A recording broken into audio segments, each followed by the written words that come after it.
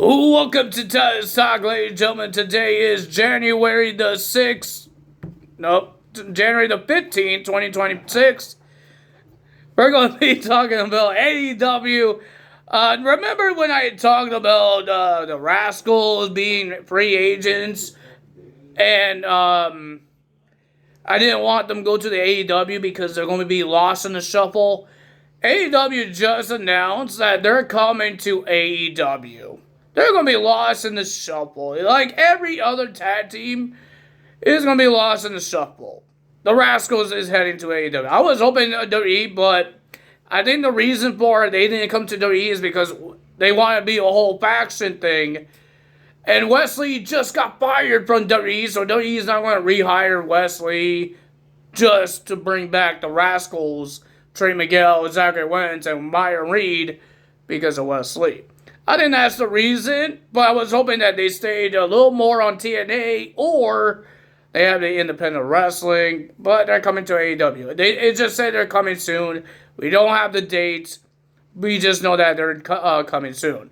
I just saw a social media video. Nick Neville signed a contract to TNA to stay on TNA because I guess they're re-signing people. Because there's a new era, is AMC tonight, so that's what's happening.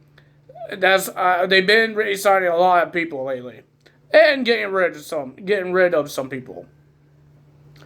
We didn't get a lot of segments. We got a long segment after a match, so we will get to that when we get there.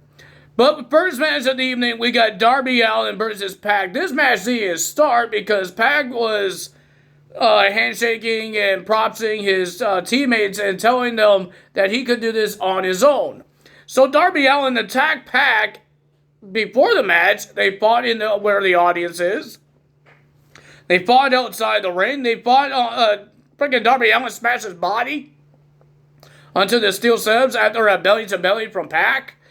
And then they got in the ring and then they finally started the match. It was a pretty decent match. The winner of that match was Darby Allin after Darby Allin did a coffin drop onto a chair that was the tuck end of the leg of Pac. A Pac leg was tucked into the chair. He did a coffin drop, trying to break the guy's leg, and then he made him submit with the Scorpion Death Lock. Darby gets the win. Ladies and gentlemen, there's a bounty is on Hangman Adam Page. Samoa Joe put a bounty on him, and he's going to get the bounty hunter, Brian Keefe, to take the bounty. So we got Hangman Adam Page versus Brian Keefe. It was an okay match. It was pretty decent, but the winner of that match was Hangman Adam Page, with a little help of Swerve Strickland when he attacked Big Bill. And then we had this long segment about that they want the World Championship. They're coming after MJF and all that stuff. They don't care if it's friend or foe. Kenny Omega comes out. He wants a shot at the world title. He knows that he needs to win some wrestling matches to get a shot and all that stuff. And then Kenny Omega and Hangman and Swerve, they had their whole segment with each other. Swerve and Hangman left. And then Don Callis comes out and says, you need to win some wrestling matches, blah, blah, blah. He says, how about you face Josh Alexander at Collision? And it was official. And then Kenny Omega did his thingy, out. I forgot what it's called. He did his thing. Ladies and gentlemen, next we got Brody King versus John Cruz, the translator for MJF, for Bandito. John Cruz wasn't ready to wrestle. He didn't know he was in a match until when Brody King was doing his interview, and he bumped into John Cruz, and he says, we're next. And Brody King wins the match by seconds. John Cruz lost his shoes. He had some weird blue socks on. So yeah, good job for that. Jake Doyle, a.k.a. Jake Something, made his debut in a fatal 4-way tag team match for the No One Contendership to the tag team titles. He teamed up with Mark Davis to versus Jet Speed, Young Bucks, and GOA. It was a pretty decent fatal 4-way tag team match, enjoyable to watch. This team between Mark Davis and Jake Doyle, they're monsters. Like, they are really monsters. The winner of that match was Don Callis' team, Jake Doyle and Mark Davis.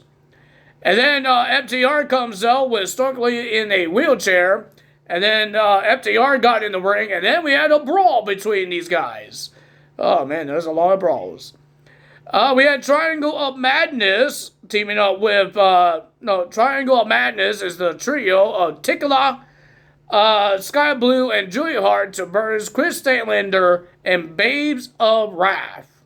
The women's tag team champions, Willow Nightingale and Harley Cameron. And Willow Nightingale is the TBS champion as well. It was an okay trios. It was pretty good. But the winner of that match was Triangle of Madness after Tickla pinned Chris Statlander. That means she could get a shot at the world title because she pinned the champion and they beat the champions. And then we got MJF versus Bandito for the World Championship because he won the Dynamite ring. And it was an awesome match. It was great. And we all thought Bandito might win this. I didn't really think that he was going to win it because it was MJF and it's a random AEW Dynamite. Why would somebody win a world title right away? Especially winning a ring. It's not like a Royal Rumble. So yeah, it was a pretty decent match. Bandito had some near falls. And the winner of that match, and still the world champion, was MJF. MJF did say that Bandito is the future, and he will be a future world champion in AEW. So he has to beat up Bandito because he's the future. And then Brody King comes out and scares up Mr. MJF and to end AEW. If you guys enjoyed this video, hit the button, leave a comment below, hit the subscribe button, hit that notification bell. We got some TNA to talk about tomorrow when they go on their premiere on AMC. And I believe that's on 9 o'clock in Eastern time, and it changed because it was 8 o'clock, now it's 9 o'clock. That's all me today. Time is up. Bye!